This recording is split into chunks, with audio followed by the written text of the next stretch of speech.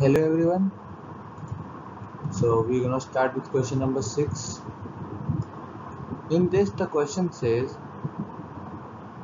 a slender uniform rod of mass M and length L is pivoted at one end so that it can rotate in a vertical plane. So it's pivoted here and this is our rod with length L and mass M.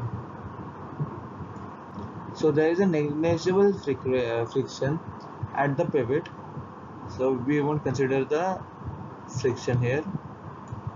The free end is held vertically above the pivot and then released. The angular acceleration of the rod when it makes an angle theta with the vertical is, we have to find the angular acceleration. Okay, so torque at an angle theta equals to mg sine theta half. Therefore, we know that it's moving with omega comma alpha, mass is m and length is L, and we will draw the FBD, which will give us that its moment is towards down. Therefore, torque equals to L into A alpha. L into alpha equals mg sin theta half.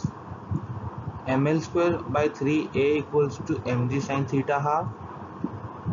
L alpha upon 3 equals to G into sin theta by 2, and alpha equals to 3g sin theta upon 21.